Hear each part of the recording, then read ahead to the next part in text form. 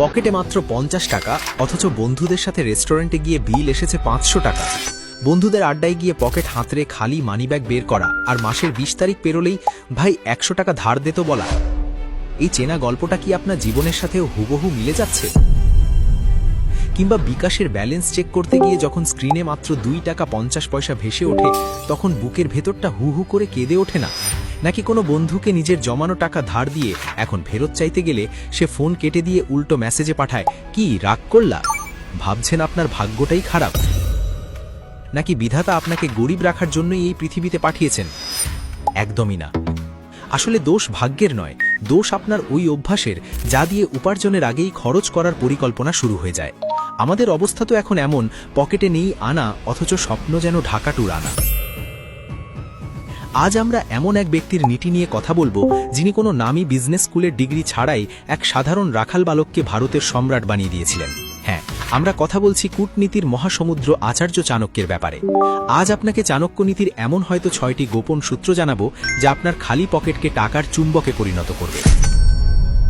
বিশেষ করে 5 নম্বর আর 6 নম্বর সূত্র দুটি এতটাই শক্তিশালী যে আজকের দিনের বড় বড় কোটিপতিরাও গোপনে এগুলো মেনে চলেন।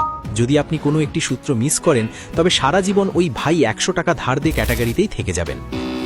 তাই শেষ পর্যন্ত মনোযোগ দিয়ে শুনুন, কারণ শেষে এমন একটা চরম সত্যি রিভিল করব যা আপনার চিন্তাভাবনা পুরোপুরি বদলে দেবে। আচ্ছা, আপনার কি কখনো মনে হয়েছে আপনি এত কঠোর পরিশ্রম করছেন, তাও কেন মাস শেষে আপনার ব্যাংক ব্যালেন্স শূন্য দেখায়? অন্যদিকে আপনার পাশের ফ্ল্যাটের বল্টু মিয়া তুলনামূলক কম পরিশ্রম করেও কিভাবে নতুন বাইক কিনে ফেলছে? চলুন এই ধাঁধার উত্তর খোঁজা যাক চাণক্যের প্রথম সূত্রের মাধ্যমে। প্রথম সূত্র, সোজা গাছ সবার আগে কাটা হয়। আচার্য চাণক্য বলেছেন, বনের সবচেয়ে সোজা গাছটি সবার আগে কাটা হয়, আর বাঁকা গাছগুলো দাঁড়িয়ে থাকে। আমাদের সমাজে অতি সজ্জন বা অতি সহজ সরল মানুষগুলোর অবস্থাও ঠিক ওই সোজা গাছের মতোই। আপনি যদি সবার সাথে অতিরিক্ত ভদ্রতা দেখান এবং সবাইকে সবসময় হ্যাঁ বলেন, তবে মানুষ আপনাকে ব্যবহার করে চলে যাবে।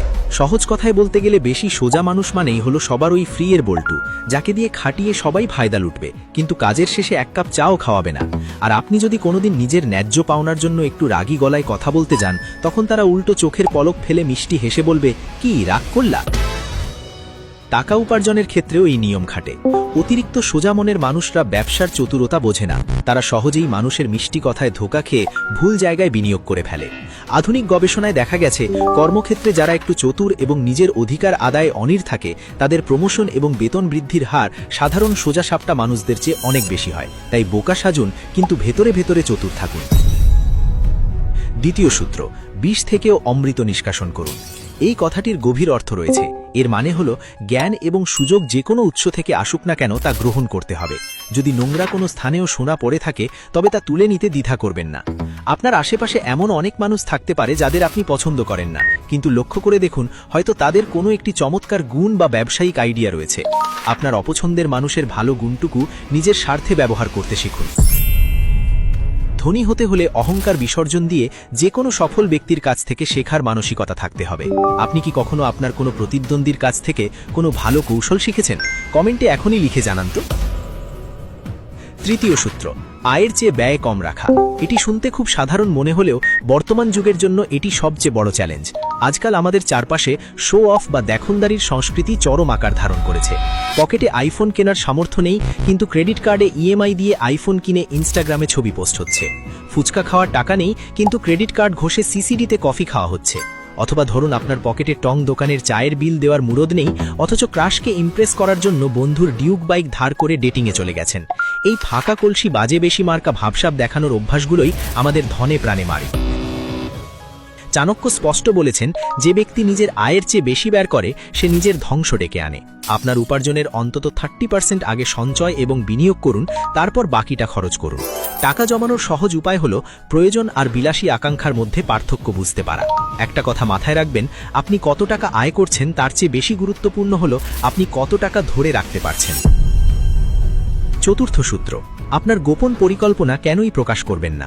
চাণক্য নীতি অনুযায়ী আপনার পরবর্তী চাল কি হবে তা নিজের অত্যন্ত প্রিয় বন্ধুকেও বলবেন না, কারণ আজকের বন্ধু কালকে শত্রু হতে পারে।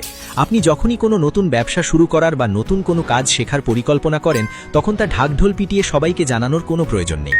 আমরা অনেকেই কোনো আইডিয়া মাথায় আসলেই বন্ধুদের সাথে চা খেতে খেতে তা শেয়ার করে ফেলি। ফল কি হয়?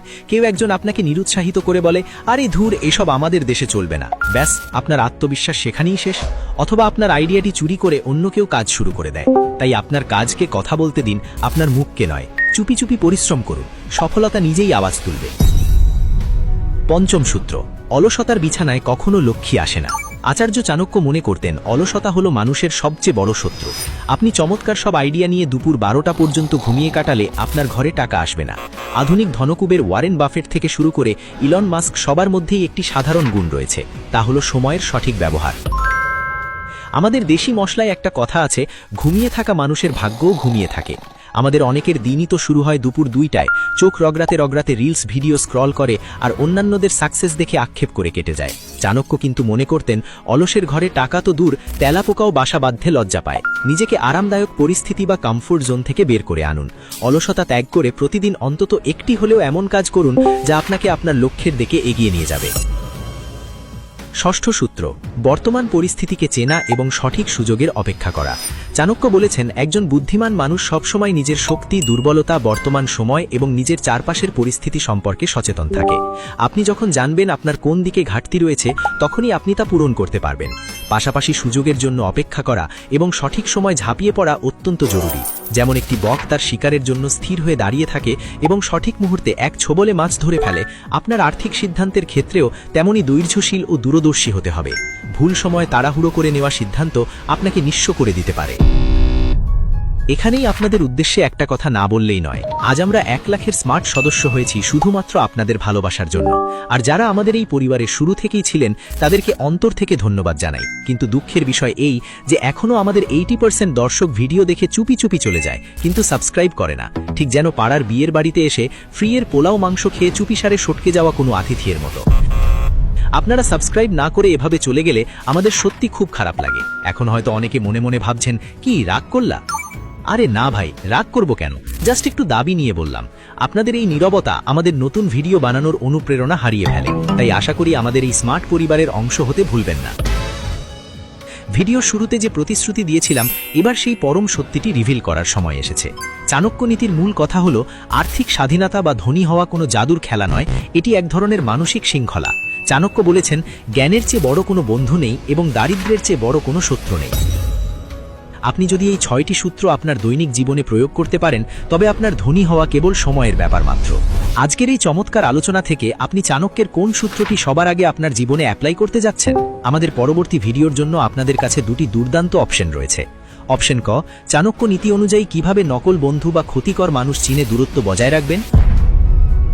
অপশন খ, চাণক্যের এমন কিছু নীতি যেটা আপনি ব্যবসায় প্রয়োগ করলে অল্প দিনের মধ্যেই ব্যবসায় সফলতা লাভ করবেন, যা বড় বড় ব্যবসায়ীরা ফলো করে কিন্তু আপনাদের কাছ থেকে লুকিয়ে রেখেছে। কোন বিষয়ের ওপর ভিডিও চান তা দ্রুত নিচে মতামত দিয়ে জানান। নিজের যত্ন নিন, বুদ্ধিদীপ্ত সিদ্ধান্ত নিন। দেখা হচ্ছে পরবর্তী ভিডিওতে। আল্লাহ হাফেজ।